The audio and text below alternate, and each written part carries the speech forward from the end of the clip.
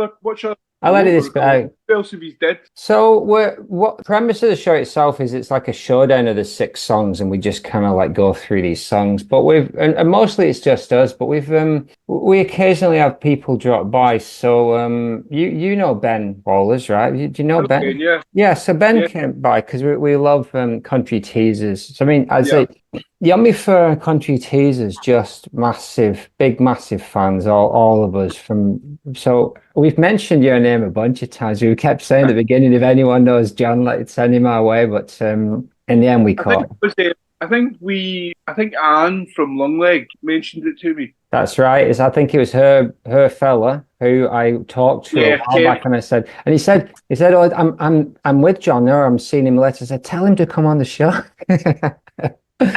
But yeah, so again, one other thing I was going to say is so it's a way to decide which of these songs is better than the other. That's right. So each of these, it's a knockout. It's a knockout. It's been going on for a long time. All right. I was in with my friend last night, and when we came back in from a gig, and I was like, oh, I don't know these 2 modern ones, so I'll have to listen to them. And we listened to them, and then we started listening to like the actual Fall songs that he'd chosen, and we're like, we're imagining them fighting, but the actual songs, like which ones would win. Nice, brilliant. That's as good a methodology as any. And it seemed more obvious when you put it that way.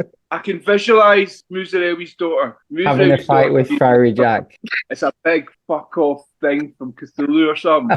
In fact, a fucking indie guy from like the Field Mice or something. It's just random. That's brilliant. Well, so it's I won't do my normal intro. I'll add it in later. This is a Fall podcast, and tonight we've got Muzorewi's daughter versus Fiery Jack. Now, Fiery Jack, I kind of cheated a little bit and put it in because I know you did a cover of it, and we'll play that if that's all right.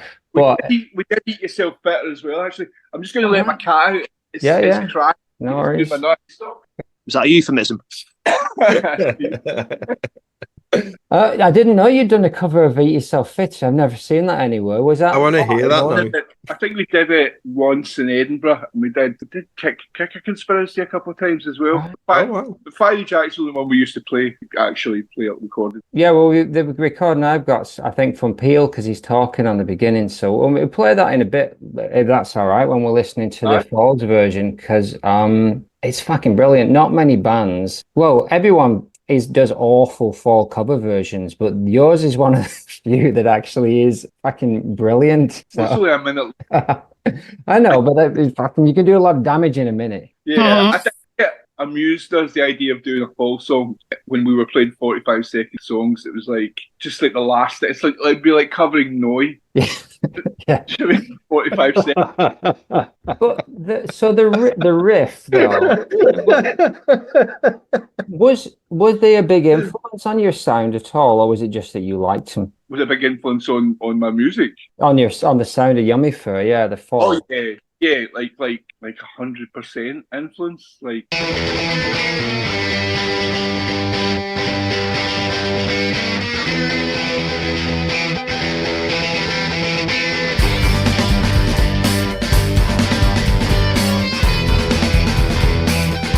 Have a listen to some Yummy Fur.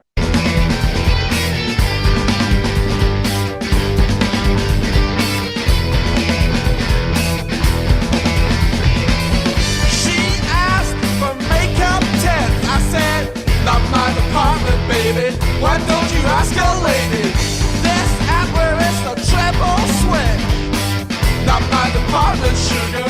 I'm into new wave humor.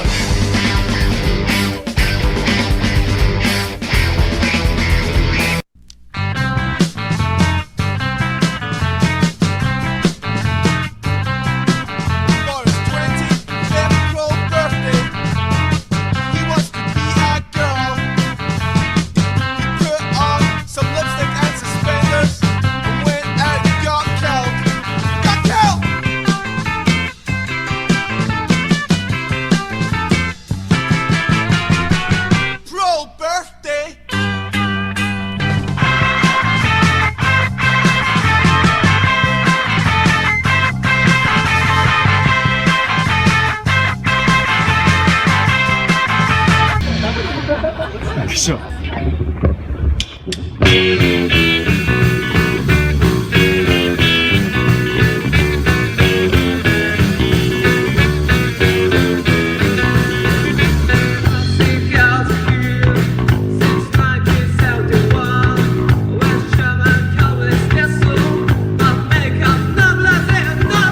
That one's not actually Yummy Fair. That's a cover by some Chuo University student. But we heard Pro Birthday and Department by the real Yummy Fair before that. What a great rock and roll band. Basically, When did you first hear the Fall? I heard the Fall first, 1986 on Peel, and he was playing Ben Sinister quite a bit. Oh, I think that just came out. That must have been the one that was out. I kept hearing US 80s, 90s, and I remember thinking, I'd never heard anything like it, and that was really exciting. You never heard Hey You Riot Policeman by Frank Sidebottom? I never heard what? Hey You Riot Policeman by Frank Sidebottom. No, in 1986, I was 15. I was listening to Talking Heads and Mary Shade and stuff like that. And then I heard this, because we're talking about this last, we'll get onto it with Muzorewi's daughter, but I heard Ben Sinister, but I bought, first one I bought was Dragnet. And if I thought I hadn't heard, when I heard Ben Sinister, I thought I've never heard anything like this. When I heard Dragnet, I was literally that's the worst thing I've ever heard, and I love it. That kind of wiry, noisy, abrasive, obnoxious guitar is what the connection that I made between Yummy Fair and the Fall. That kind of some of that obnoxious guitar that we find on Dragnet. Were you intentionally trying to make that? No, there's no intention. No, the Yummy Fair never owned any amps or anything. It was we would literally just plug into whatever was in the practice room or at the gig, just use that. And I had no idea about any sound, didn't use any pedals or anything. I just plugged in and just played. Whatever it was that was fine. So my guitar sound was dictated by the headline act, asshole guitar player. I think this is sounding very, very familiar, isn't it? Yeah. I think anybody who gets into bands who isn't completely sort of bankrolled by the bank of mum and dad, you have to have a very plug and play attitude towards your equipment. No pedal boards. Yeah. Didn't have a pedal till I was 35. I think I got my first pedal. No, that's not true. No, I was 38 at a distortion pedal, which is boring. Right. I got my first pedal in 2013. Brilliant.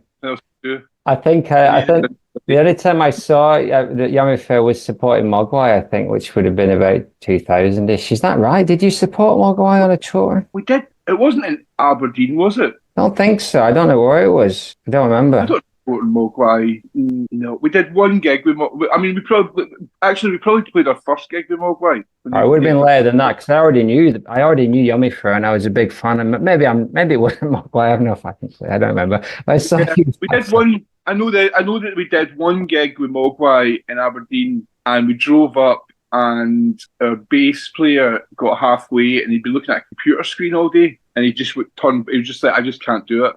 My eyes I'm going to die, and he just turned back. So Alex, who ended up in Franz Ferdinand, at that time, he was playing keyboards that night, and he'd never played keyboards in our band. He was like, "I'll come keyboards." I was like, "You're playing bass now." So he had to learn the bass lines in the dressing room and then go and do the show like an hour later. Nice. That was good. It was a good gig. That's good. That's the kind of shit that the Fall were doing all the time. We read Steve Hamley's book, and that was the kind of thing, right? Yeah, you're in the band now, you're playing keyboards, now you're on guitar, now you're on bass. Yeah. So I used to know a girl that was in the Fall. She was in some northern kind of punky indie band. Oh, Julia? Wasn't Julia Adamson? She was a drummer. Yeah, Oh, drummer. No, she was so. I knew what happened. She joined the Fall for a couple of nights, and she played drums. And then he was saying, he said, "We're doing America," and she went, "Right, but I want a return ticket," because she'd heard all the bullshit. Yeah. And I'm not buying a return ticket. She's I'm not getting stuck in fucking. Probably a smart girl. Wise choice. Let's crack on. Let's listen to the first song. So, Phil, give us a blast of Muzorewi's Daughter, if you don't mind.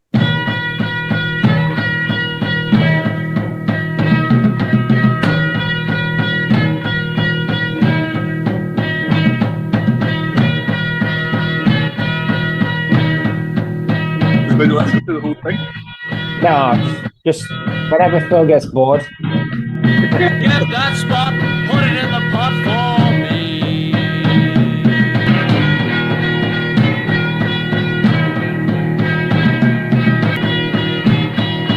Dog in the paws, I'm too long in the lips. I'm too long in the lips. I'm too long in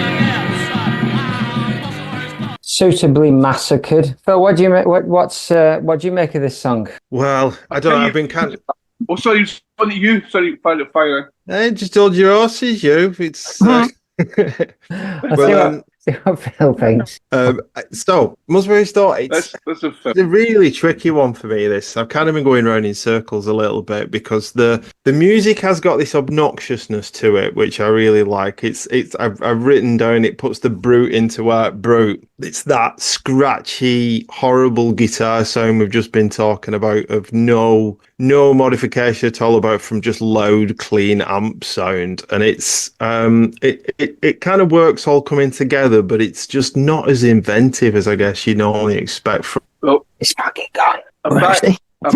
Atmosphere about it, and it's the drums are just like this rolling tom all the way through until that. So the chorus is pretty good. The chorus is quite catchy, but there's just something about it. There's a dourness about it which I couldn't really get on with until I started digging around on the annotated fall, and you start seeing some of the questionable ways that the some of the ex-band members described people who were perhaps targeted in the song and stuff. Oh, Some really? of the slurs. Yeah, Kay Carroll, there's a quote on the annotated fall which is worth reading if you're interested. But I think the song itself is moody and it's brooding, and it's got a lot of things that people come to the fall for. But I just found it a bit dull, just a bit boring, a bit too dirgy for my taste. Fair enough. John, what do you reckon to this? I think he's absolutely correct, but I love Muzorewi's daughter.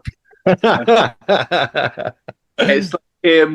a bit like Mirsud Maged. Oh yeah. It's like that. It's just like no. It's like the most Neanderthal sort of like chord riff. It's really like when it bursts in, you're like, whoa, the sun's came out like a black sun. But you tire of it really quickly, and eventually it just settles into this dirge. In my mind, I remembered it as that it was all the and then it just burst into little bits of this. But no, I'd remembered it wrongly. It's mostly the big riff and just wee breaks. And it's like, who is Muzorewi and why is Marquis Smith his daughter? What? I liked it. I like a lot of these songs when there's more of a mystery around them, when you don't really know, when you can't quite penetrate what he's getting at. But it's so it was a bit disappointed. So sometimes I avoid going on the annotated fall as much as possible. Really, keep that mystery. Yeah.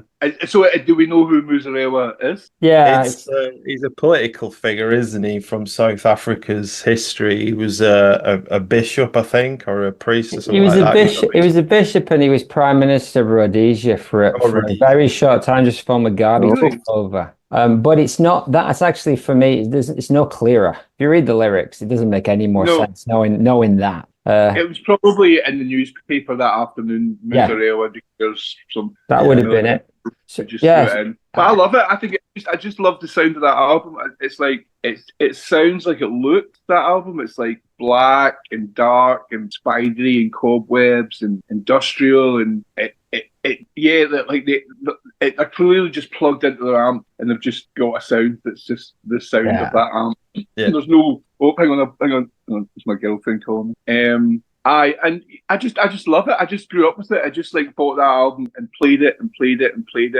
Still couldn't believe it's something. I couldn't believe that Spectre versus Rector existed. That just sounds like how willfully bad can you make something sound and it's still amazing. And just Dragnet, just everything on Dragnet. To me, it's the best one. So Dragnet and This Nation's Saving Grace are the two that are. All right, yeah. A very different sound, but Dragnet, I see for sure. Dragnet, apparently the studio wouldn't put their name on the record. They wouldn't let them write down where they'd recorded it. So.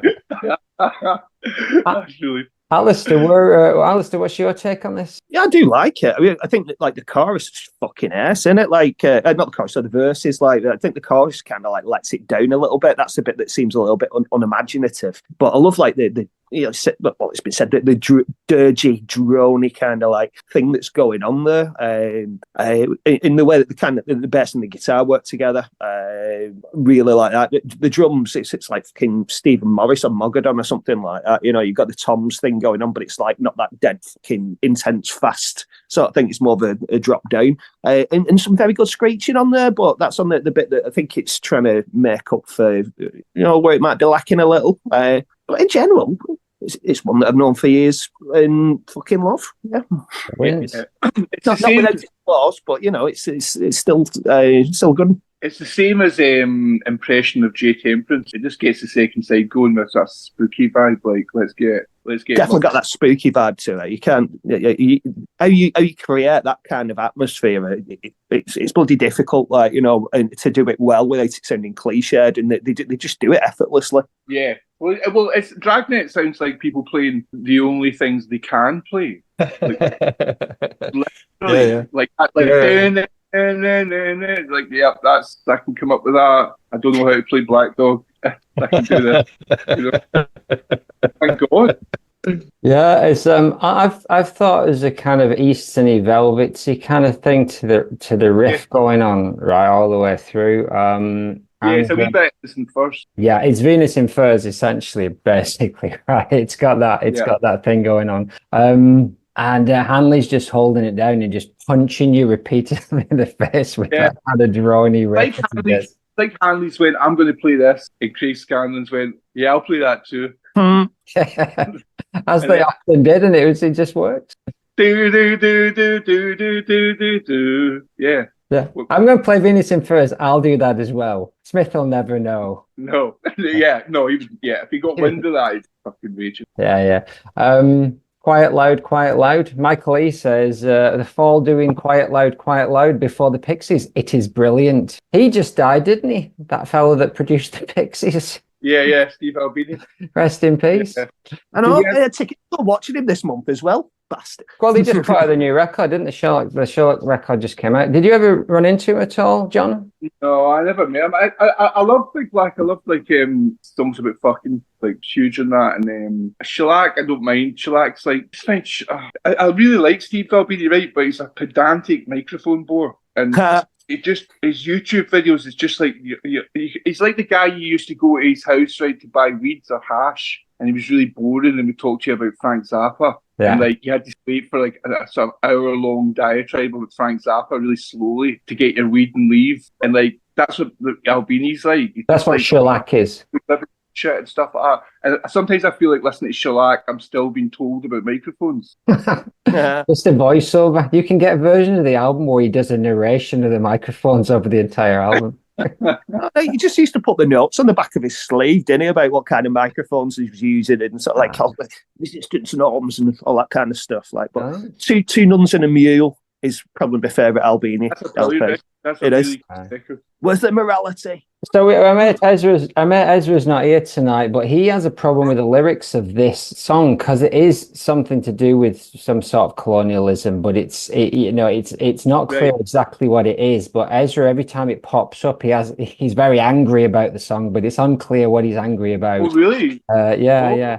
Because Marky Smith was quite left wing back then. He was, and a couple of the songs here are kind of like is he either deliberately baiting the left wing or parodying it or whatever? It's not really clear. And I don't really know where Ezra's coming from, but he knows way more about this stuff than I do. I think it's just a good song with some strange lyrics. I quite like it. It could be the Zimbabwean connection, like you were saying, was the Rhodesian bishop, or not bishop, the prime minister. So it could probably something to do with that. Yeah. I think it's quite good when they bait the left wing. I think it's like the left wing is probably the only people that are listening to you. Do you know what I mean? It's like they're always like massive sort of fascist right wing following. I don't think they're listening. They're listening to Screwdriver. Yeah, it is a little bit kind of low hanging fruit, isn't it? Really? Yeah, I think to have a pop at the left is always more fun and sort of like alternative music.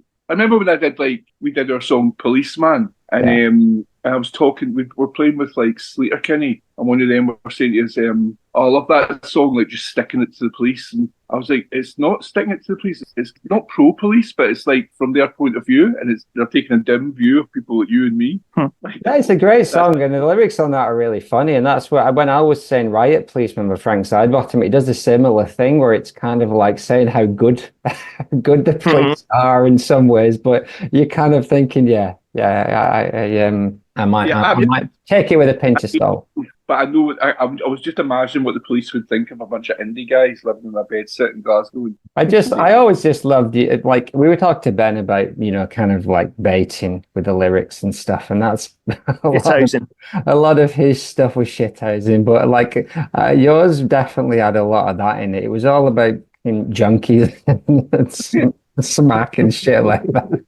But that just living then. That was like, I mean, everything in the songs is just what was in front of me. Yeah. So at that time we lived in a high rise, a tenement building that was like 3 stories high, had about 8 bed sits on each floor, and every person was a junkie. So all that music was written in the middle of all that. Like, but not in a sort of Johnny Thunders kind of way. Like, oh yeah, celebrating the luster, the glamour. Policeman, you're working for the government. Your uniform is excellent. Protect us from the junkies. I'd love to spend an evening snorting cocaine off the stomach of your girlfriend. Then maybe you can listen to the Residents, and you will say to me, "I've done some bad stuff." I mean,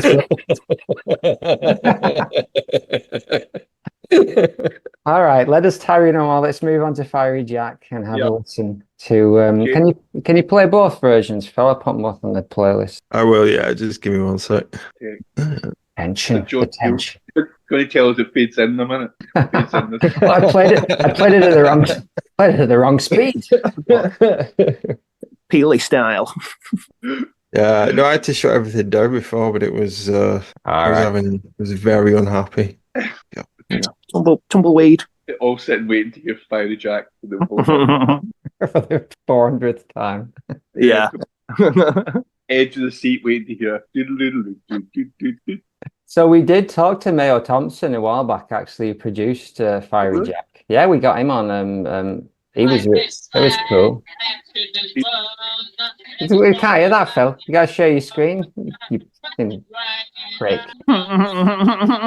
Knobhead, show your screen. That was good, that one, wasn't it? Do you like that? Brilliant. That was it's remix. Rockabilly. Nice. Let's play it again then for you. And then. Oh, here we go. Start from the middle like avant-garde.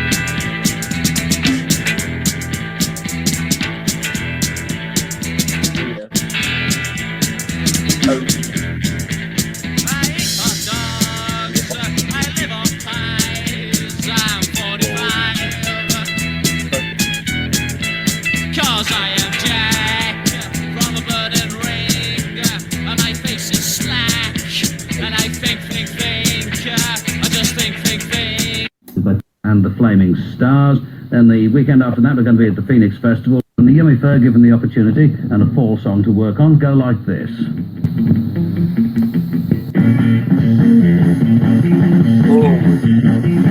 High five.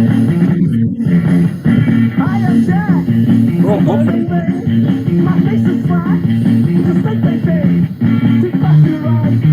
Keep passing what? Just burn the burn. Figure out my day.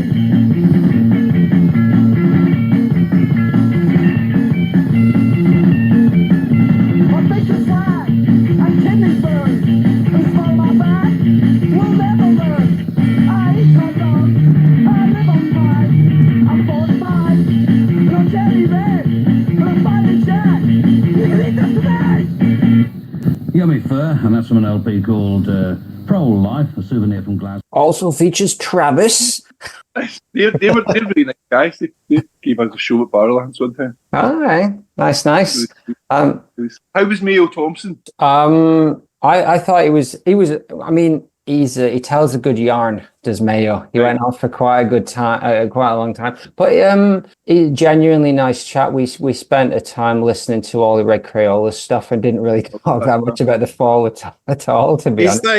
He's like weird pop granddad, isn't he? He's got a story about everybody, and he's still got the same attitude he had in the 60s about him. Do you know what I mean? It's like it's all for the good. He's like considering after dinner speaker. It's like he had a sort of second life. It was like he was that 60s acid casualty, trippy 13th floor elevators Texas guy. And then he ended up with Rough Trade and producing all these Rough Trade bands and hanging out with Robert Wyatt and all that. That's a weird. He must have been the elder. He then went on to get in with the drag city scene, and his band was David Grubbs, and he played with Jim O'Rourke, and like it's like he basically had like these three things. Yeah, the 60s stuff where he's mates with Rocky Erickson, and he's working with Robert Rauschenberg, and like he's helping the artist Robert Rauschenberg. Yeah, he's produced he's promotion for the Rough Trade, so he's promoting like Raincoats and producing the Fall, and he's a member of fucking Peer Ubu. And then he goes on fucking does some records in Germany with Connie Plank, Mobius. Right. Then goes on to fucking Chicago and joins Drag City with David Grubbs and all those guys. It's like, yeah, unbelievable. Did he do Fiery Jack? He did Fiery Jack. He did a bunch of songs around that time. He did Grotesque. Grotesque. Some of Grotesque. He did some of Grotesque and some. It wasn't super clear which one he'd done, and but he liked that one. He talked a lot about the bit about eating a grenade, in particular. Really? Yeah. What's your take on Fiery Jack, John? What's your? I love Fiery Jack. Fiery Jack. I mean, like, I'll just qualify that, like, Muzorewi's daughter will destroy it in a fight. So yeah, but it'll fight dirty. Yeah, just it's like Cthulhu or something. Boom. But I love Fiery Jack. It's like, it's kind of that speed thing, isn't it? It's like, I just love the riff. It's like the pop thing as well. It's like, I just love Riley's kind of like super pop thing. It's just so as pop as you can possibly get, but without it being like 5-star. So it shows you my age of 5 stars, my pop. 5-star reference for the kids. Yeah. Don't worry. Nobody under 50 is listening to this podcast. Doesn't matter. It's the show. That phone in on the Saturday morning programme and the BBC, it was like the 5-star run it, and somebody phoned them up and then, why are you so shit? So that riff or that wiry guitar that I was talking about before, I think it's Colonel Blimp by you lot that was the first one that I made that connection, and I just loved it. I'm gonna play a bit of that if that's all right. That's our guitar. Won't take too many detours, as I take. But we'll have a little listen if that's all right.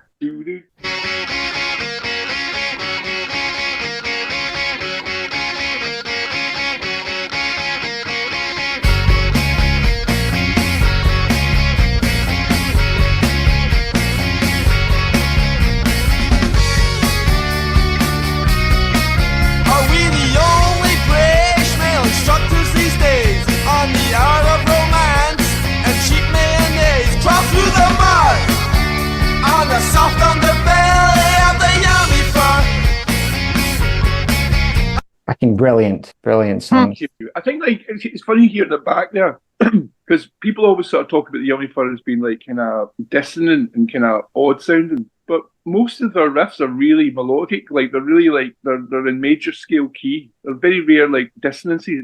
It's maybe I'm just a bit out of tune, just badly played. But I hear it back though, I'm like, it's not like the Fall where it's like ding ding dong thrown in mad notes. Like mostly kind of like very obliquely melodic. Yeah. Well, when you go on, Phil. I was just going to say that was the first Yummy Fur tune that I heard, that Colonel Blimp tune, and I think I heard that before I heard the Fall. So I think you were probably a gateway drug for me into getting into the Fall. Love it. I definitely like that Male Shadow EP before I was a big Fall fan, and that is weird, and I think that's why. Yeah, for me, this is foundational stuff. You know, although we're about to say, I'm only a few years younger than you, so you were way ahead of the game there. But when you when you moved and you did the band called the 1990s, right? Which was more explicitly pop. Yeah. What was the thinking there? We just stopped for a few years, and I did a few other things, and then I used to go out partying a lot, and we used to with my friends, this guy Michael. We used to like write songs at parties that were like kind of Lou Reed, Alex Chilton, kind of like party songs. We just sing them to each other, and then we kept saying, one day we'll do this band. And then one day I woke up and was like, you know what, I'm going to just record these songs right now in like an 8-track thing. And I did like about 7 of them in a row, and then we took them round to Michael and was like, look, we're doing the band, let's just do it. And it was just meant to be fun for parties and stuff. And then we ended up getting signed, and it was like a real band. It's like, oh, I hadn't really thought of it. It's like a real band. It was just some playing people's flats, art openings and things. Yeah, it's nice stuff. It's definitely more melodic, but they're good. They are definitely good. Yeah, Big Star-ish kind of like, yeah, cool stuff. Lots more to talk about, but I want to zip on with the other songs. But I don't think I've asked Phil and Al what they think about Jack. But what do you fellas think for the 50th time? Go on, Al, you go first. We've talked about this song so many times. Yeah, but it's that riff, innit? The guitar riff that's sort of like the real hook for me. Like the ice cream van tune type thing. Yeah, it's got that, like, well, it's Riley in it. But yeah, I think it builds up tension really, really well to the grenade eating bit. Like, and I do like the drums on it as well. Like, it's like that skippy kind of like feel to it, but with not the bush kangaroo, but it's the way they chuck the toms in there occasionally. Like I really like. And you know what? I do think that it does sound. I mean, it's same kind of era, like, but it sounds very much like something off Witch Trials. But bloody love it, Fiery Jack. Listen to it all day. Well, Pip, what do you reckon? Yeah, it's a great tune. I mean, the thing that always sticks out to me is the arrangement on it. I'm not a massive fan of Riley's guitar stuff, but I do love how it all comes together in this. The fact that it feels very compartmentalized and it feels very tight, the way that everything comes in. I think it works dead well. But the standout for me is the lyrics on this, really. It's I love I know all the Smithy, there's still blokes like this in Manchester, faces like unmade beds kind of anecdote when he's describing the character, but for me it's more like a sort of folk horror story. It's like it really reminds me of like Robin Goodfellow, the merry pranks kind of English trickster figure, like the witch's devil kind of thing, where it's not like a cosmological fight against bad and evil. He's going to tip your church's steeple over, or he's going to make your milk turn bad or something like that. Do you know what I mean? It's like one of these kind of characters when he pops up from his ring of fire, and it's he's going to do that kind of thing. So I love that. My imagination just goes off and has all kinds of adventures in that world. So, and the music is right. It just fits it right. It's got that sort of comedic but slightly worry sort of vibe about it as well, which I like. It's that the trickstery bit. It's you're going to have fun, but you're going to learn a lesson as well. For something's going to come a cropper. I think I mentioned last time when we did Fiery Jack. They used to have that stuff that's like Raljacks. Sports people used. It was called Fiery Jack. Yeah. That's what it's about. I eat hot dogs. I live on pies. I'm 45. Put down left-wing tirades and musical trades and free trade. I say, eat this grenade. You'll never catch pieces of kited materials. You'll never catch. I came up for a snatch up from hell once in a while. So he's playing with Jack the Ripper and all them things. But beautiful stuff. Fantastic. Ezra ran out of steam. He only sent me the notes for one song, I think. And what does Michael E say? Michael E's our buddy over there on the internet. He throws in his opinions. What about Stu? Does he have opinions, Phil? What does Stu He's got think? opinions about both of them. Let me say what he says about Muzorewi's daughter. It might be one of the hardest things to parse in the catalogue for me. I appreciate the drive and squeal, and I think when the chords kick in, there's a sort of dark power to it. When it's over, it doesn't really have much of an impression. Maybe it's a little slight. It's good stuff for sure, but not a favourite. And then for Fiery Jack, he put an early absolute classic, and it'll forever be a cornerstone of the catalogue for me. The minimalism of it, the pokey guitar riffing and shuffle rhythm, and the constant, relentless push on of it. It has obvious influences musically, but it's not a pastiche,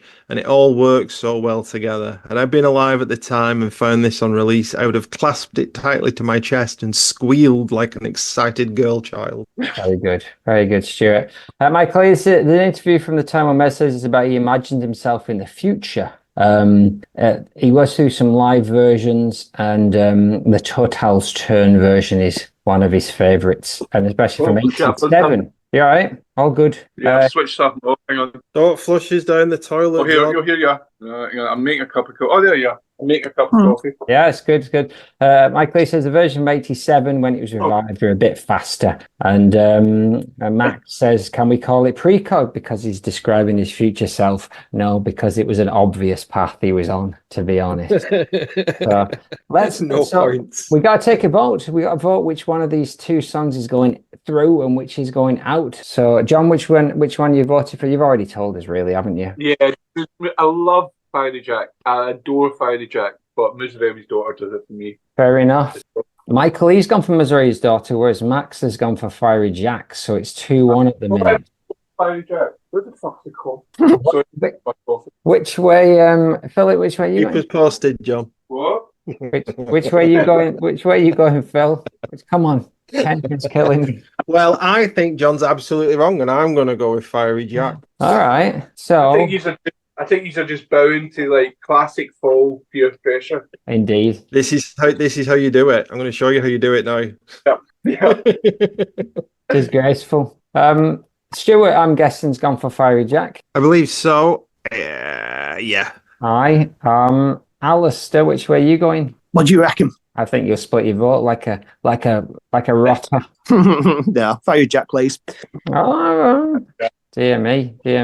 Ezra, I can't find what he said, but we know that he's not a fan of the sentiments behind Muzorewi. So he's gone Fiery Jack. So it's easy. It's easy, John. Sorry, what you thought was a done deal is not gone your way. However, guests always win, so that means Muzorewi's daughter goes through. Hooray! All right, so up next, Janet, Johnny, and Jane, the PJ Harvey cover. Is that what it is? It's not really. She did it though, because the lad who was in the F.A.L.L.O.U.T.P.O.D.C.A.S.T at the time joined her band, and she did some covers of it that were pretty nice. But right. It's an unusual sounding one for yeah. A little bit later, I think 2003. So you going to play it? He's struggling. He's struggling to navigate the complexities of the internet in 2024. All those pop-ups. I'm a 50-year-old man. So, too busy to do anything about it. Here we go.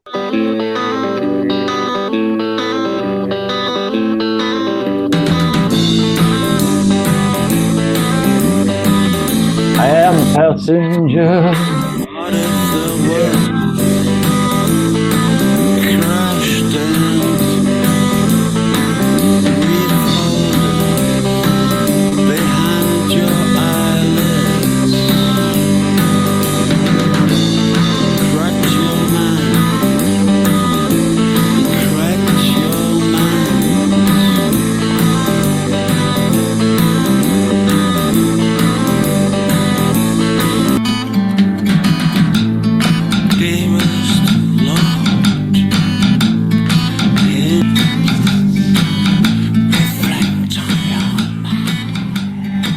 Nicely nice. Just a bit, isn't it? Just a bit. Just a smidge of Iggy in there to follow the Velvet's rip-off. Yeah, John, what did this one do for you?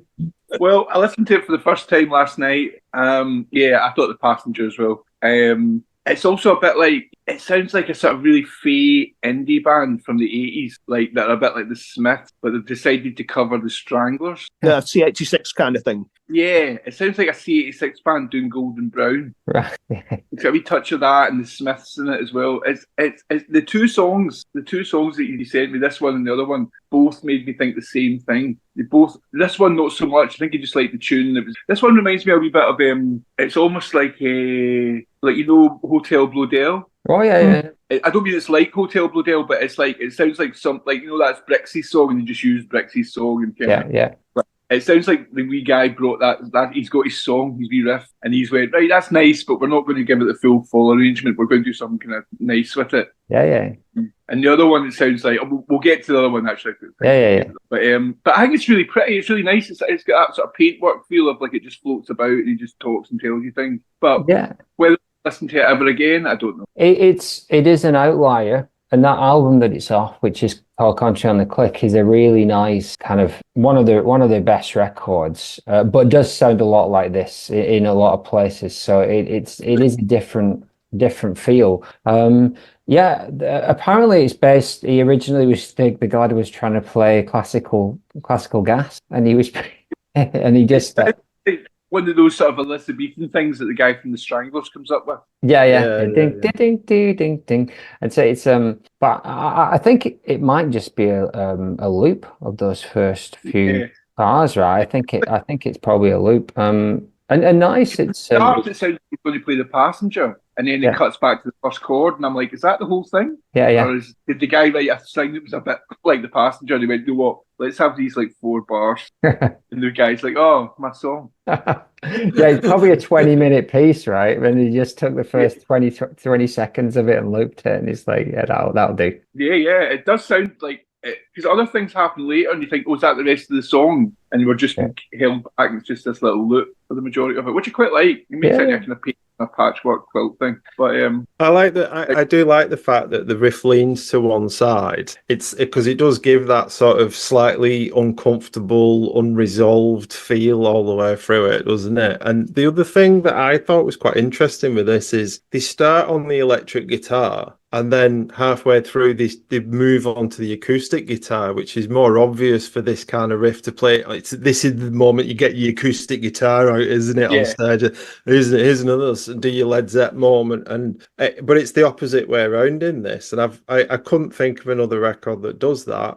I thought that was quite neat, and I think there's other bits of light touch production on it that I really like, because I think it's quite a high point. This, and that I love all the fall songs like this that make it really obvious that all the albums like Dragnet, it's a choice to sound like that if he wanted to do, he could put out a Barry Manilow record. Do you know what I mean? He is a very versatile songwriter. Do you not think it's just a case of 2 different bands, and like the band at Dragnet's on, that's what they could do at that time, and this band is like that's what they could do at that time. That's what they sounded like, kinda. Yeah, it is. But do you not think the band that did Dragnet could quite easily have put a punk with capital P album out, and to do something that's that, because it is verging onto the progressive, isn't it? The approach on Dragnet. Yeah. Like Spectre vs. Rector is a prog rock song, isn't it? If you had any distortion anywhere near that, or a flute, it's a prog rock song, isn't it? Really? But yeah, I think so. Yeah. It literally just goes dong, dong, dong, dong, dong, dong, dong, dong, dong, dong. It's but out for how long is it doing it that for? It's like a 7-8 minute piece of music. Phil, prog rock just means it's long. Yeah, thanks for that. Long, right? It doesn't have any other criteria for it being prog rock. There might be a flute in it, and it lasts for 7 minutes. I'm not wrong. I mean, Sister Ray's 17 minutes long, but that's not prog. Yeah, you're right. It's a prog song. It's like the Roadrunner riff for 17 minutes. Dead cat. Jethro Tull. That's all I hear when I'm putting that on. Michael E says, I find this song quite touching. The line about a sparkling vision of a future that didn't happen hits me in the feels. It is. And the thing is that because Smith's voice is wonky and abrasive, even at his nicest, he makes these songs kind of not feel cheesy. Whether or not you like him is a different thing, but it's definitely that in most people's hands that would feel pretty cheesy. They would have written a vocal melody for it. It just totally, yeah. There's something very early evening TV to Wurzel Gummidge. I actually went back and listened to the Wurzel Gummidge theme tune to see whether it would have sounded like him, but he doesn't. But Alistair, what do you make of Janet, Johnny, Jane, and Friends?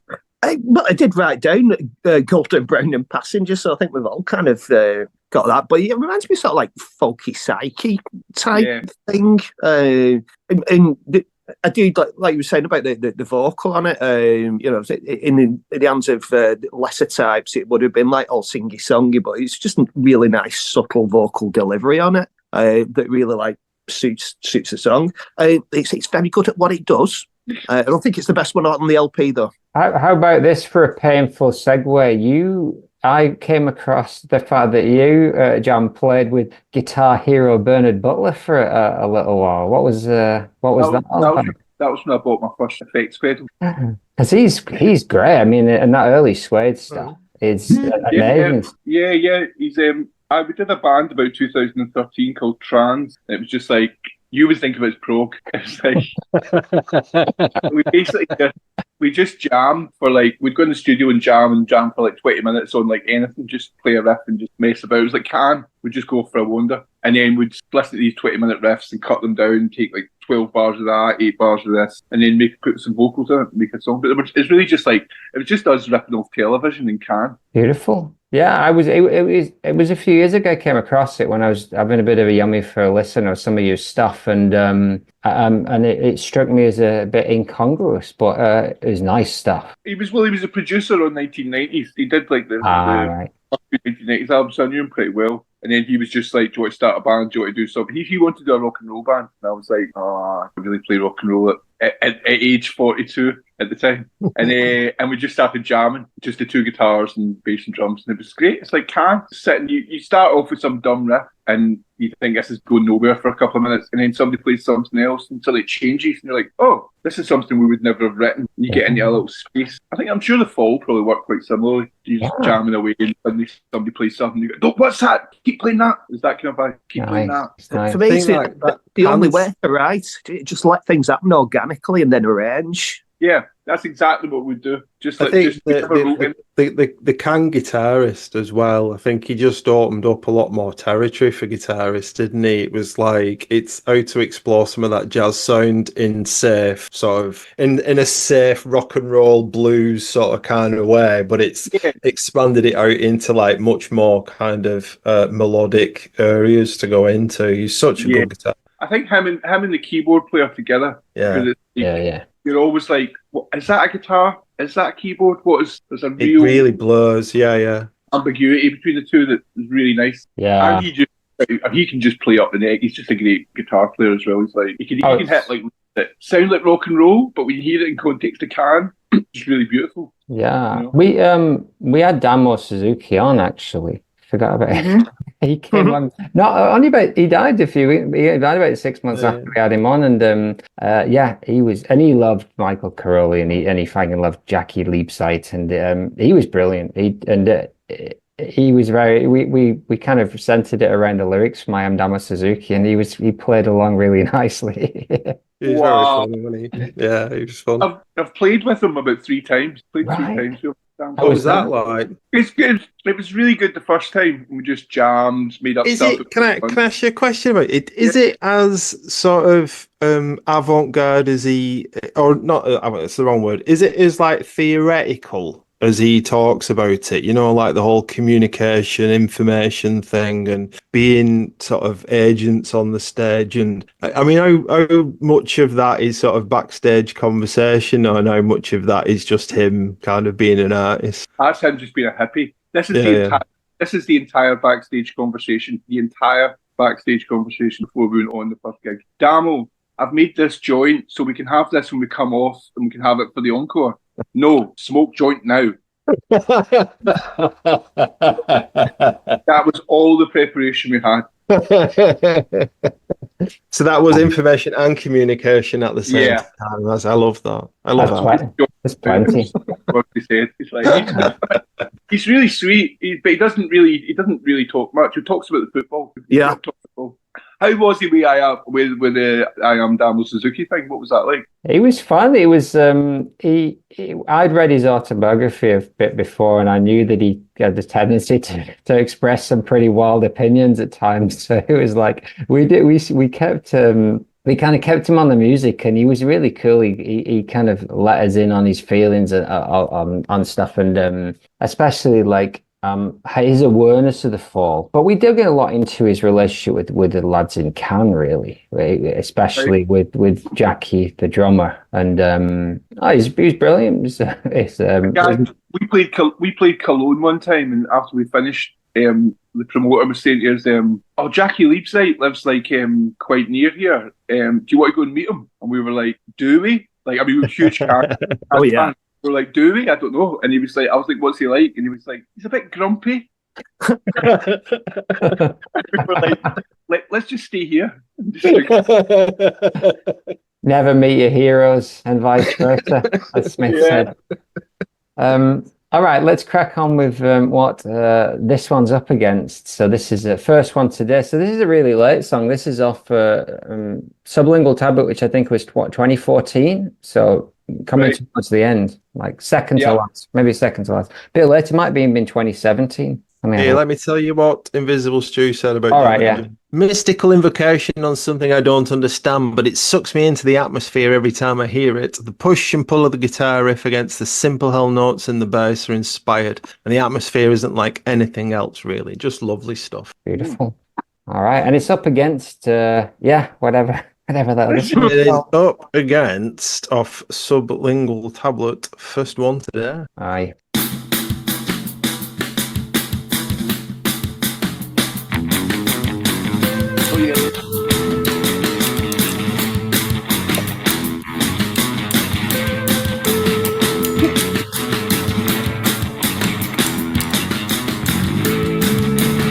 This song is an answer town. There stands a dog within a man. It's his first girl today.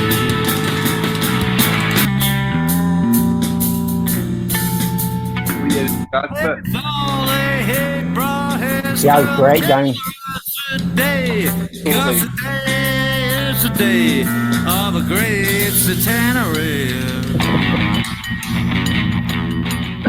And then let's cap it off with the riff from Twist and Shout. Right, so like that. Yeah, totally twisted. So you hadn't heard this before. This is not an era that you knew, right, John? What were your thoughts?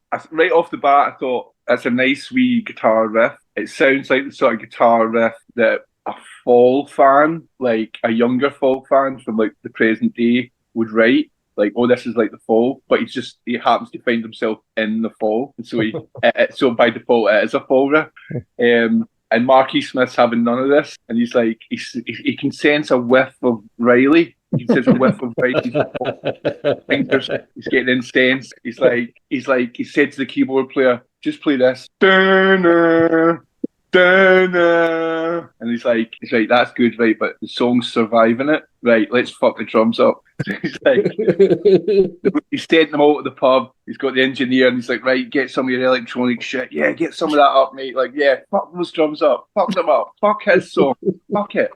Thinks he can write a Fall song for the Fall. And we have the lovely track that's left. I like it, but it just sounds like the poor guy's song's been sabotaged because it's so melodic, and like you can imagine them playing at the studio and coming in and like Marky Smith, like them playing that full song, and him like, no. Do the Twist and Shout riff. I don't want to, boss. Do the Twist and Shout riff. Yeah. It's nice though. It's nice. That's about it. I mean, by this point, this group had been together for about 7 or 8 years, so you knew very well, and there's just little occasional weird things that slip through. This isn't one of my favorites, but it's a nice tune, and yeah, it was 2015, so they'd been going a long time by that point. And Phil, what does you like this one, right? First one today. I do like this one. I think it's got loads of charm about it. I think it's the guitar reminds me of Mayo Thompson. Loads of bits of this. I think it I don't have a whole lot more to add to what John described, actually, to be honest with you. I thought that was a pretty good summary of the whole thing. But I do like the breakdown. I like the fact that his lyrics just come apropos of nothing at all. The middle eight is just like some reference to a photographer. and a centenary. I'm not quite sure what that's about. But the rest of it, I love it. It feels like they're like a psyched out monkeys or something. It's like monkeys coming up on a bad trip. Yeah, I'm obviously up for that. Enters bar cafe, orders new Coke latte. Behold the man, shoots the waitress and pays. His social media psych. Well, those were the days. His wank feels done over. I did write down the fact that Mez's performance is just like completely uninterested in everything else that's going on in the song, isn't it? He's just doing his own. Yeah, all right, you whatever. I'm just going to do this. Yeah, when we were recording at Edwin Collins' studio, they had the F.A.L.L.O.U.T.P.O.D.C.A.S.T and Seb, the engineer, was telling me, he was like, "Oh, fuck's sake, we had the F.A.L.L.O.U.T.P.O.D.C.A.S.T a couple of weeks ago," and I was like, "How was it?" And he said he was in the recording room and he had all the lights put off, and there was he wouldn't stick to a microphone, and so they had to put up about 5 mics, and he kept going, Don't need microphone. Don't need microphone. Like there was a recording without the microphone, and so they had to just follow him about, like in the room, like on the faders, like pulling up mics, like, "Oh, he's over there. Right, I've got him on this one." Oh, he's over there. Oh, the irony that we did end up talking about my mic placement. Yeah.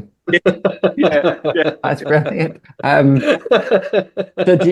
And he was mates with Edwin Collins. I think he guested on one of his singles, and I think he said Collins gave him some studio time when they were really broke. Like, he would have, His own studio in West Hampstead was always sort of like pretty decent. Yeah, I mean, did you? So you never ran into Smith or the Fall on your travels? Never. I mean, maybe in a way. I mean, it just takes one comment in the pub, and you're like, "Oh, I fucking hate Marky Smith in the Fall," and there's like 10 years of your life like down the tubes. Yeah. I remember I had a dream one time that I went to see television, and Tom Verlaine was spitting on me from the side of the stage. I just been listening to television for about a month. I was just like, I love television. Marky Moon was my favourite record. And that was enough. Like that. Yeah, exactly. So I know people have met him, and everybody's got a different story. I'm sure you've heard all the millions of stories. Yeah, Some of them are really sweet. It's like Lou Reed. People just remember that story when he was horrible. But there's really like. Have you read the Fat White Family book? No, but we've seen. I've read the bits where they encounter him backstage at Glastonbury. Yeah. It's really good. Where there's some spillage. He goes backstage. I think like Lee Assie's mum is just like, "You shouldn't have done that, Mark. That's really bad." Like, and it was like an older woman that's sort of like saying to him like that you've got no manners, and it was like that side of sort of just post-war mum and dad kind of vibe. Yeah. You can see it's sort of like happening to him a little bit. He's like, "Shit, I'm the bad guy." It's like, "Yeah, you are the bad guy. You just threw a fucking pint or something." Yeah. I imagine that was quite a regular occurrence. We've told the story before. Me and Phil were in a band and we were sound checking in the Night and Day Cafe in Manchester, and there was just one old chap sat in the corner, and we're like, "Fuck, it's Mark Smith." And we start playing our most Paul-esque song. He just downs his pint and walks out. He doesn't even look back. It's like, what do you think was going to happen? He'd come over and say, "Yeah, come on, let me get up on it. Let me do a couple." Oh, I need a new band. Can you do it? Exactly. Brilliant. Oh, we don't want to say. We do. It's no.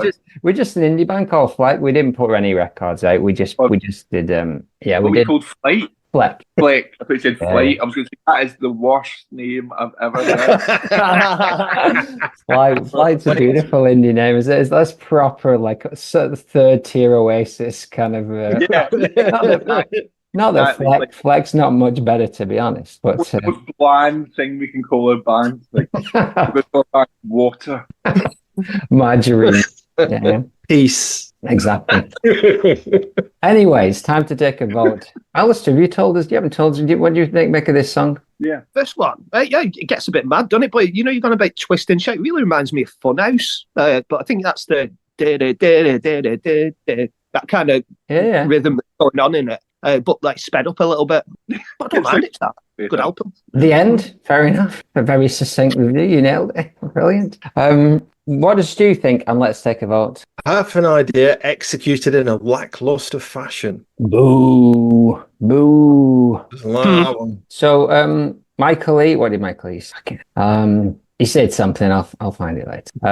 But let's take a vote. Which one of those two gems do you think is best, John? Janet and Johnny, or First One Today? I think Janet and Johnny. I think it's just got a nicer vibe. It's like paid work. It just floats about, and it's like telling you a little story, and the music's quite benign, and got a nicer atmosphere. The second one sounds like it's all right. It's just nothing really. It doesn't. It feels like three different things all stuck together. It doesn't feel like. That's a bit I like. I like that too, but I didn't think it was good. It didn't instill as good an atmosphere. It just felt like I was listening to a song, a piece of music. Whereas the other thing felt like, I am somewhere. Yeah, that's nice. I agree. Janet and Johnny for me, head and shoulders. What about you, Phil? Yeah, I love that PJ Harvey cover. Fair enough. What about Alistair? I'll vote for Funhouse. Right. I don't remember which one that one was, but it doesn't matter. What does Stu think? Stu likes Janet and Johnny, doesn't this one easy. All right, let's move on. So right. Eat Yourself Fitter. It's fucking brilliant, this song, isn't it? Let's have a listen to it. This is a controversial sort of battle, this one. Showdown. I listened to the two of them again last night just to check what I thought. Yeah. And what I thought is, let's see. It's tough. It's a tough one.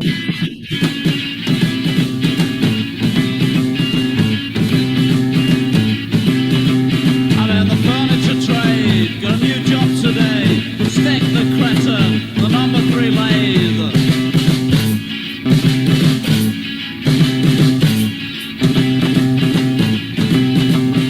Went down the town to a HM club, sign at a cross, no couple well dressed. They looked at my coat, they looked at my hair, an easy rider coupe, grabbed the edge of my coat, said you're too smart for here, said I'll see the manager. He was the manager. Eat yourself better. Up the stairs, mister. Eat yourself better.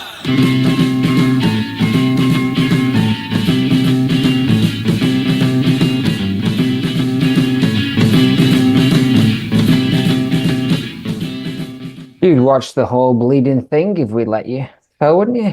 Oh, I would. A Manchester history, they're in action. They're walking up towards Indeedsgate, towards the Hacienda, right? What would become the Hacienda. So nice. John, what does Eat Yourself Fitter do for you? Oh, you're on mute. You're on mute. You're the first one today. Oh no, you're not. You're not on mute. Sorry, my fault. No, you're not. You're right. You're right. Just gaslighting you. Gaslighting me. Eat Yourself Fitter. I never listened to it. I've got an aversion to first song on albums, especially if it's really good. I can't listen to them. It really annoys me. Like I can't listen to it. Like I love Desire by Bob Dylan. I never listen to Hurricane. So many big songs at the start of albums that I just they become like monolithic kind of. Just need to get. For me, I need to start with like track 2, and then I relax into Pervertible Language, and I'm like, right, we're in Pervertible. But before that, I love hearing Eat Yourself Fitter. It comes on somewhere, I'm like, great song, great lyrics, but I just can't be arsed half the time. I read that when they recorded it, that they had to do about 50 takes or something. It was like something was up. The studio was like terrible. There's a lot of gremlins in the studio, and they had to do so many takes in that. And it sounds a wee bit like they have been playing it all day.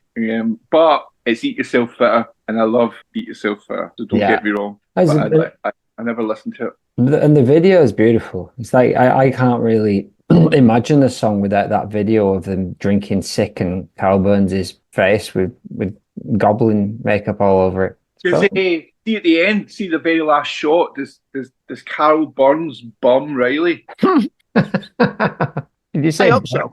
Did you say burn or bum? Bum. I hope so. Try to make the international body language for bum. Oh yeah.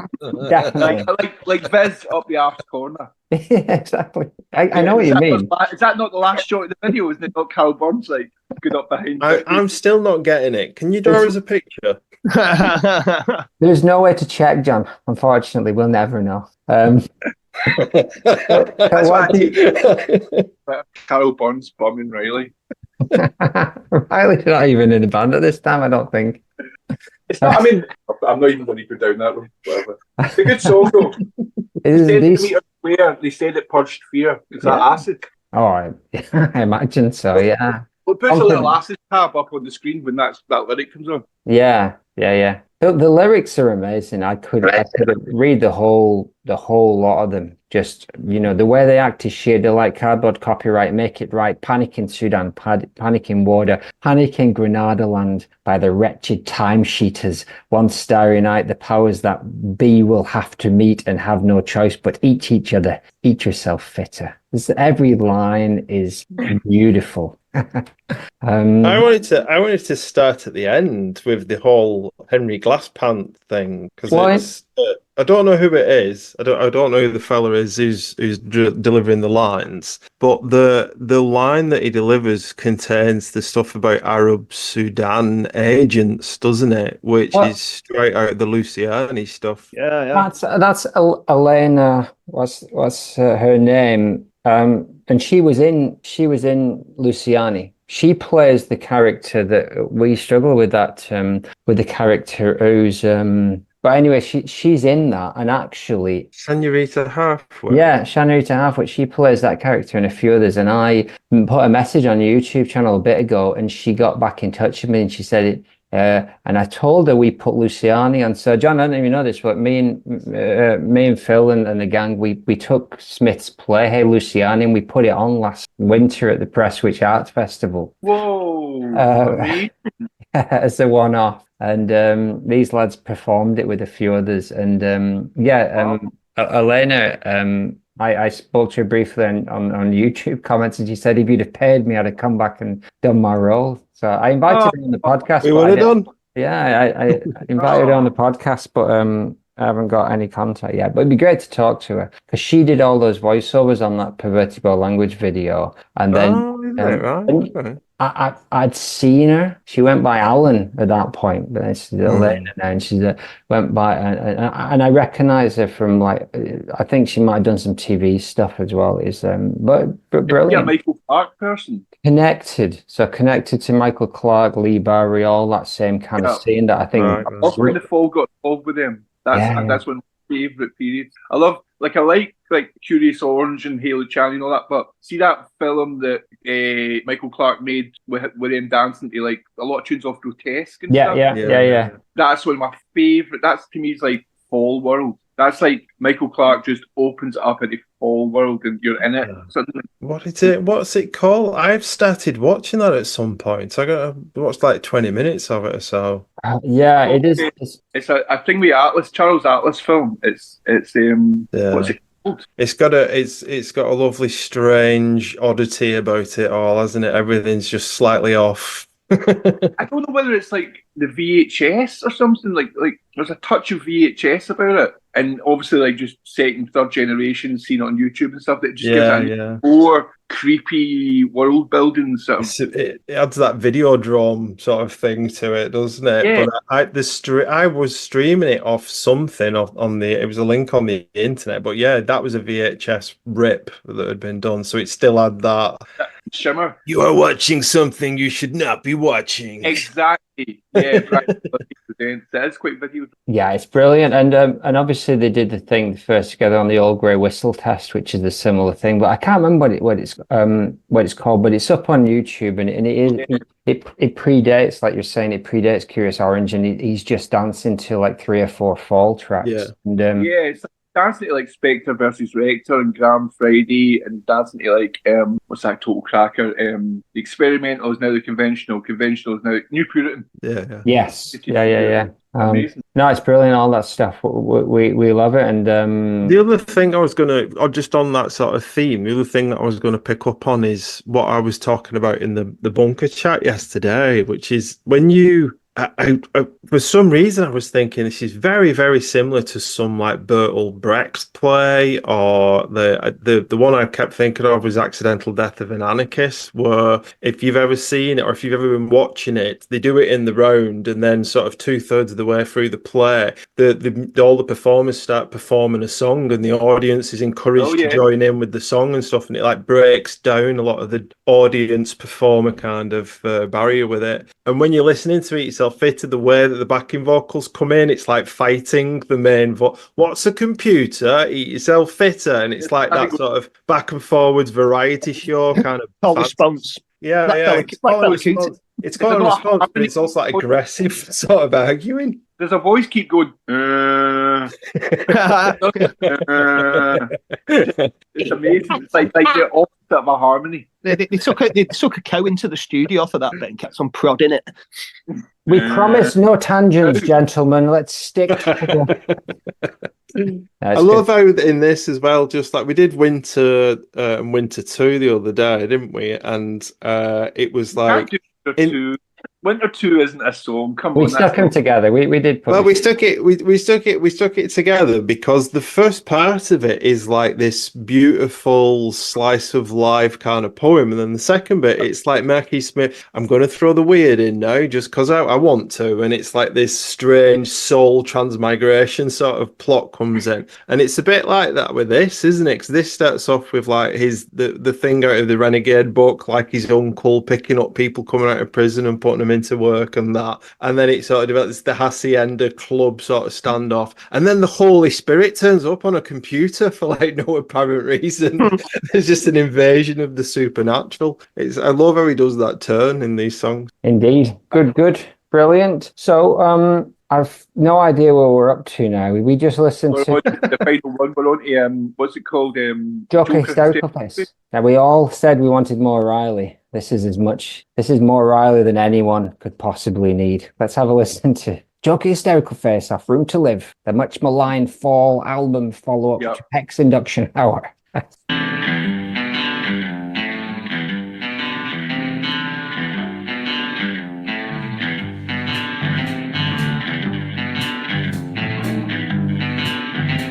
They say nothing ever changes. This is certainly true of the polyocracy. The sweetest sound she had ever heard was the whinging and crying through session.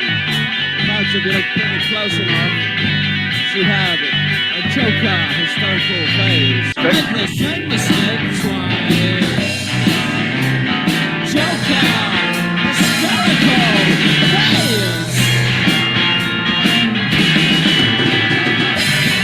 By order of the assessor. That's right, the polyocracy. They're going to get us all. John, what's your thoughts on this? Well, I'm the same as you. It's the much maligned Room to Live, isn't it? It's like it's kind of Riley's death knell, and I think that riff is probably what got him kicked out of the band. Oh yeah. It's so melodic. It's so catchy. If you play guitar and you learn how to play that guitar riff, you're so happy. Happy fall guitarist. Just on like the 3 thick strings, so easy to play, so satisfying, and just the death knell of Riley. Like also just because it just doesn't really get. It starts and like the riff's great and there's a bit of a clatter, and then like handling comes in at the wrong point. At one point, and you're like, this is never going to get off the runway. And then you just hear the and it kicks in and it's brilliant. And for about a minute, it's brilliant. And then it just descends and it just becomes a clatter. It's like they haven't really finished learning it, I think. So they're just fucking about at the end. And eventually it becomes like really cluttered at the end. He's got a bit sick of it. But the riff's great. His vocal melody's great, but it's like Fall song that nearly was. I mean, that's the criticism of Room to Live generally. We love it, and we voted most of the songs through the first couple of rounds. Like, and this one is one of my favorite Riley ones because there's some of the earlier ones like Look No, or what's the other one? There's a couple well, I like Jumper Cloud. I mean that's a creepers one, but there's a few early ones that really do my head in. But this one, I love Look No. No. Oh, cracker. Can't do it. Look like before you go. It says like Shed 7. I can't shake it. Up the link, it's easy. Phone commercial. I can't shake that. Wit has ruined it for me. what do you think of I'm Into CB? Oh, brilliant. Oh, yeah. Love it. Right. Love it, yeah. I thought maybe that was in that pop side that you might be a bit like. No, it's He's good. He's great, isn't he? Like Yeah. Live Dream, Casino Soul and stuff like that. Wow, amazing stuff. But like, what's the odd one out on Dragnet? Choco Block. Oh, Choc. Oh, that's bad.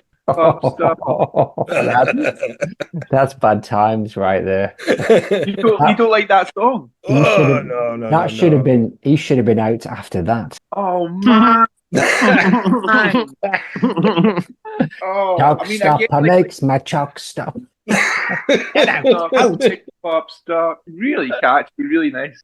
Love This is the same band that did Spectre versus Rector, the prog rock classic, and we have to put up with this. I'm I sorry. can see that he was getting tired of Riley's guitar pattern, and to be honest, Riley had probably ran out of like Joker Hysterical Face should be brilliant, but it isn't. Whereas like if you wrote like the riff to like Totally Wired, you'd be like, that's nothing. But you put it in context. Well, I'm back. I'm gonna put it in context, and suddenly Totally Wired comes alive. But this one, it just doesn't quite come alive. It's like, and I can see why he wanted to get into that sort of like perverted by language thing of like, let's abandon melody, let's like just go down a dark hole. Yeah. And it needed it. Oh, it's beautiful. Rex is more catchy than Riley. Rex comes in and she's writing even more catchy, sort of generic kind of. It's more that Riley's riffs are obnoxiously catchy. Well, I also, which is strange because I was saying that like that is what I loved about Yummy Fro, what I loved about like the fall stuff, but there's just something about Riley rubs me the wrong way. But I love I this think stuff. it's Don't get me wrong, Mark. Don't get me wrong. when we've been doing the live ones though, I think there's a bit of tension on stage. I think it's more of the on stage energy because they were gigging fairly relentlessly at this point, weren't they? Can you turn down, Mark? He says that on. Can you turn down, Mark? On that fall in a hole. Happy fall guitarist, that picture of Riley on the front, just like laughing. That's game over. That's game over. Do you know one time we did a Mark Riley? I did loads of Mark Riley sessions, but we did this one session, and the guys in the band had bought me a T-shirt for my birthday, and it said on the front it said Wings, and then on the back it said McCartney #1. Right, brilliant T-shirt. And I was chatting to Riley and like the BBC place, really sweet, lovely. I love that guy. And I was asking about Wings, and I was going like, oh, who wrote that riff? Is that yours or Craig's? And I love the riff of Wings. I was really talking a lot about Wings, and completely forgot I was wearing a T-shirt that said Wings. And I just thought afterwards, I thought I must have seemed like the most like insane stalker, like a guy with like a picture of his face on my chest tattooed. Tell me what Mark. It's like Alan Partridge eating some KFC. It was part of the stalker thing. I had to come back in afterwards and go, by the way, this is a McCartney T-shirt. Unreal. That's worse. That's worse. A guy, the first drummer of our band years ago, he says that he was, when he lived up north of Scotland, when they were about 14, 15, him and his mates sat and got really stoned, and we're listening to The Fall, and they were listening to Wings, and they were starting a band, and they were like, let's just call the band Wings. Really? They just had Wings by the Fall in their head. That's the coolest fucking name ever. Wings. Like flight. And he woke up and he was phoned his mate, and he was like, there's a problem. Lyndon McCartney is the problem. We got a second choice. The Beatles, is that one taken? Yeah. It's like looking at Beatles and going, let's call our band Beatles. Crickets. No one's got that. So, but I asked Riley on as well. I messaged him, and he was very sweet. He wrote back and said he's sick of the sound of his own voice and he doesn't want to come on.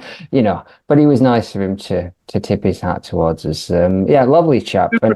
Always tells you like if he's not like you can ask him about The Fall and he'll tell you stories and like say what happened with this song or that tour. He's great with it, He did those large tour diaries that I don't know if you've heard him when he was with his mate Radcliffe, and it's all about he's pretending to be in the Fall, like he's pretending to do his tour diaries, and it's all I remember them, ordering him out to get like chips and stuff and then throwing him on the floor and things like that. It's just like, here's my birthday today, I'm 17, I've joined the Fall. And then he's just like, it's just this grim Viz-esque thing. It's brilliant, actually.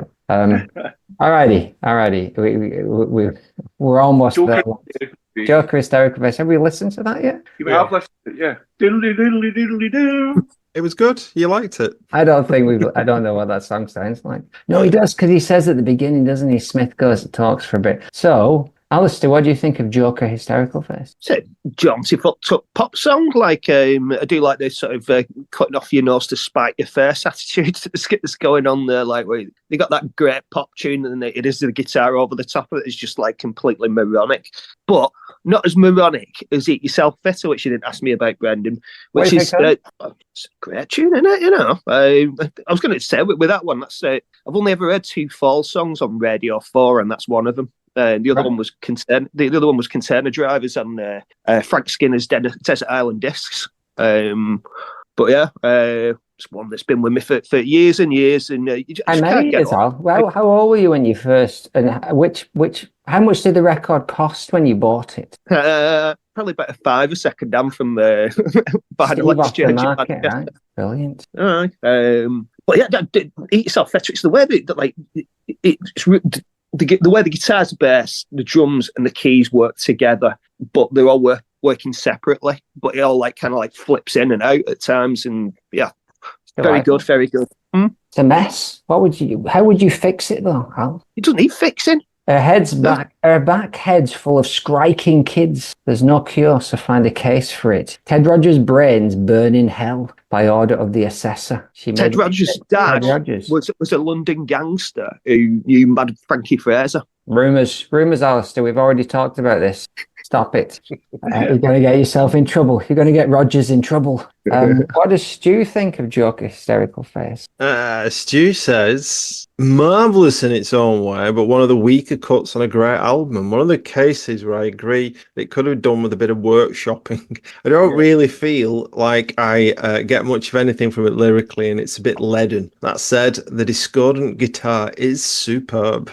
I got to say that around the time of Room to Live, there probably wasn't a lot of workshopping happening. Okay, guys, I'm so glad we've all got in the studio here. We've got a new facilitator for the fall. His name's Tarquin. Apparently, Mark Riley wrote the riff. He pointed out. Really? Pointed it out on Twitter. That I wrote the riff. Well done, Mark. Good job. Proud. So, shall we take a vote over which one of these two is the best song? Because I want to. There's one thing that's not been mentioned, which I really like, which is the fill in this song. I think the fills are great. Everything else I can take or leave, but the fills are absolutely brilliant. The whole drunken bump. I love that. I can listen to that all day long. I love that. It's just Burns, though, isn't it? Burns is amazing. Yeah. Oh, yeah. Yeah. Got a bug on his face. Yes. Joker Hysterical Face. I loved most of Room to Live, including this. The version on Fall in a Hole is my preferred live take. That's what Michael Lee said. Facts. Let's take a vote. Michael Lee. So Michael Lee is our one of our Patreons. Mike Lee the drummer. Not Mike Lee the drummer. Not Mike Lee the director either. No. It's a different Mike Lee. It might be both. Mike from Lee. It's Mike from Lee. Then his mate, Mike Lee. Not this one. The Mike Lee from Dragnet. No, you know, but I messaged him a while back because I found his YouTube channel, but he didn't respond to me. Have you? Oh, he was. Cause we were doing a session one time, and it was and Riley was like, "Oh, why don't you come out with us? Like, I'm going to meet Scanlon and Mike Lee." I was like, "I haven't met in like years, like, so like come along, it'll be interesting." But we had to drive up the road, and I was like, I so want to be sitting in the pub and meet Mike Lee. Like, oh wow. In my mind, he'd be dressed like John Wayne, and he'd have a cowboy hat on. Big chops, probably. Oh, big chops. Yeah. His trick apparently was doing a somersault over his drum kit. That was what he was known for. That's so end of the pier. Yeah. Because he was a cabaret drummer who came on board and did like the scratchiest, noisiest record the Fall ever did, and then left. It's weird. This guy just like on that record. It's just like, I mean, I doubt nobody had made any music like that before, and so of all the people in the world, I doubt Mike Lee was the guy that had played that kind of thing. Like he's just into this like mad industrial clang, and he's just like the guy's probably been playing, Send in the Clowns. I read an interview with him though, and he seemed to genuinely enjoy his time and kind of regret that he didn't stick around longer, which is it's interesting because you see the pictures, he's just a big chubby teddy boy stood with these kind of like disfigured indie characters. You're like, I just keep thinking like, are you going to go on tour with this guy? And like it's like Craig Scanlon got to be sat on the plane next to Mike Lee and like chatting as they're off to like New Zealand. Like, really? Yeah, because it's like the Led Zepp film, isn't it? Where they've all got the little 4-vignette films in the middle of the film, and like, was it Robert Plant's like a knight on, and you got Jimmy Page is like a wizard, and then John Bonham's on a drag car on Blackpool's promenade, just I'm gonna race and get drunk. The manager's a gangster. Yeah, brilliant. So we haven't voted yet, have we? So, John, which way are you going, Joker or Eat Yourself Fitter? It's got to be Eat Yourself Fitter. Eat Yourself Fitter. It's just a classic. It's just like I love like it's just that high bass note. It doesn't even go low in the bass really. It just goes down. It's like it's almost like removing the bass from the record because he just stays in that high register. So and then there's double drums. It's just like almost nothing. It's like I remember him saying it was like he wanted to get back to a single channel of white noise, and that's like the start of that. It's like let's just have something that really just goes down for 8 minutes. Like right, that's cool. Beautiful. It's absolute gem. Philip? Yeah, Eat Yourself Fitter. It's got to be. Has to be, hasn't it? Al? Off the stairs, mister. E. Same for me. Yes, Michael Lee. Is there anything on Room to Live that you think is better than Eat Yourself Fitter? Ooh, Purple Visit. yeah, People Visit. Obviously, yeah. I heard that on Radio 1 last night. Marquee Cha Cha is probably my only. I love Eat Yourself Fitter though. It's like I love Marquee Cha Cha, and but like, is it better? I don't know if it is. Musically, I think it's really, really interesting. I love it, and I don't know if musically they're close, but lyrically, although Mikey Cha Cha's lyrics are awesome as well. But Eat Yourself It, and then add that video to it, so the whole package not even close. But just songs. Yeah, I think so. Last time we did this, it's like Eat Yourself Fitter, and it's like if you split it up into it's like each instrument, none of it should work. Yeah. It's just like it's just stupid. But put it all together, it's just like that's fucking genius. How the fuck did you do that? They're all playing different rhythms. Yeah. Yeah. I mean, none of them are playing exact. Even the bass isn't quite what the drums are playing, and that guitar riff is just like it's time. As in, it starts and ends at the start and the end of a bar, but what goes on in between has nothing to do with it. It's one of them things where, as a musician, you're listening to it and you're not quite sure how they're doing what it is that they're doing, and that's where the magic is, then, isn't it? It's like even as a musician, you can listen to it and still sort of be amazed, but enchanted by the whole thing. Yeah. Did we hear what Stu thought about the Joker song? No, he put marvellous in its own way, but one of the weaker cuts on a great album, and one of the cases where I agree that it could have done with a bit of workshopping. Oh, yeah. You said that already? You said that. You read that bit. I know, I just wanted to say workshopping again. I've just got this idea of Tarquin coming into the studio and saying, now, Mark, I love what you're doing with the words, but some of the guys are saying can't quite get the diction on some of those phrases. So we've put them up on boards for you. I thought we'd bring in some singing girls. So, John, you've been playing. Yomifa's been playing again recently, right? Yeah. What's going on with that sort of stuff? We reformed about 1999. No, 2009. Reformed in 2009 because it was 10 years, and then we've never really split up since then. We play about 3 gigs a year. If we get offered something and it sounds interesting, we'll play it. Yeah. It's not like a sort of. We've got new songs actually. Right. We've got there's about 3 new songs in the set, and there's about 5 or 6 kicking about. We're going to make a record, but I'm just so slow with it. I don't really know how to write Yummy First songs anymore. Right. Yeah. It's a kind of alien concept, but the ones that I've got I like and think they sound like Yummy Fur in their own way. But no, it's that thing of like, I like the songs, I think they're great, and I'd love to record them, but I can't think of a single instance of a band that's come back after 20 years and did a record I like. I don't see why we should be better. Yeah, you got no chance. You still want to. What's your favourite record by a band that came back 20 years later and made a great record? None of them. Not a single one of them have done it. They're all like average to shit. Yeah, it's I like. don't know, Van Morrison brought that song. Why are you on Facebook? That was a high point. Oh, yeah, it's COVID thing. He's the one. He's the exception, but Van's the whole different. Can't all be Van Morrison, can we? But you do. I just wonder whether, like, I mean, we play the songs and people enjoy them. It's like they don't go, oh fuck, it's a new one, let's go to the bar. They're like catchy and stuff. They're good. But yeah, you're just like, am I missing the wood for the trees? Like, would we record this and then a fan would listen to it and go, this isn't nearly as good as it used to be. Like, you think it's brilliant, but I mean, one way of looking at it though is it can't be as bad as the Pixies coming back, can it? Oh, and the only 1-star review that Pitchfork has ever given it. they just totally phone it in. It's like the album's just like something so they can tour. Yeah. The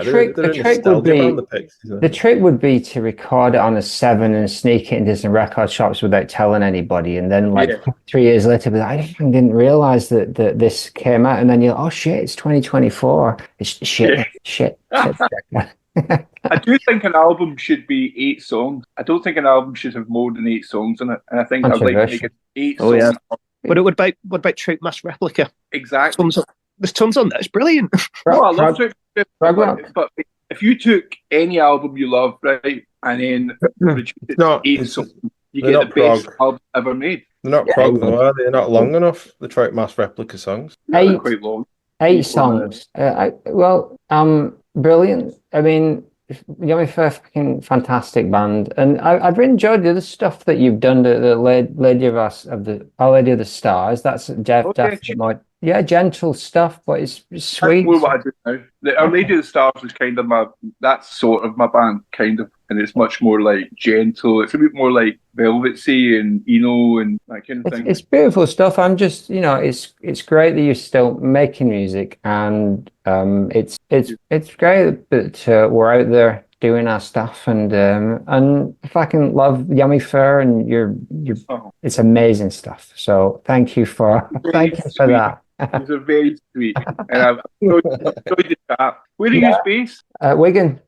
Near Manchester. I'm in Japan, actually. I'm in Osaka, but these two, we're all from Wigan. Yeah. We're all from Wigan. You're in People's Japan? Republic. Yeah, I live in Osaka, in Japan. Oh wow! Yeah. Wow. I've been to Tokyo, but I've never been to Osaka. It'd be great. Well, if you and the gang make it over anytime, I'd love to see you play. Yeah. Fantastic. Yeah, make it so. Here's my flatmate getting up, so I'm going to all right. move up here. Well, I appreciate your time, John. It's been fantastic. Yeah, cheers, John. Thank you so much, guys. It's really sweet. I've had a proper laugh. Yeah, it's been brilliant. Please come back. Take it easy. All right. Okay. See you again. See you, John. Right. See you later. Take care. Yeah, man. Bye-bye. Right. Yeah, dude. But I press some. Leave. There you go. That's fun. Right. I think I missed one of Stu's comments, so let me give it you. Yeah, go on. It's the Eat Yourself Fitter. Another song that immediately comes to mind when I think of the Fall in their prime. It is perfect. The clumsy comedy, the sinister underbelly, the dumb-ass bass and drum that goes from comic to terrifying through sheer bloody-mindedness, the perfect phrasing and call and response, and on, G-O-H-O, H-O-9-O. I might get it tattooed on my face. Well, it's very nice of you to say, Stu, but you should have said it 5 minutes ago when it was relevant. At the end, it was a good show. I'm going to play a little bit of some music.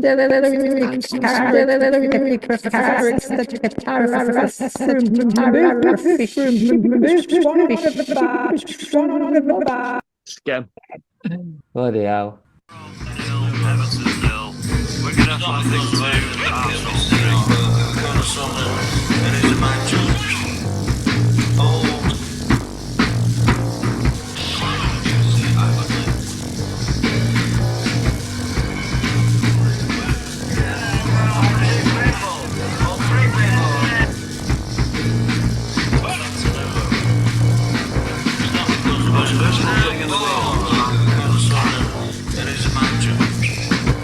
Clean shaven, your mind into a light pink scarlet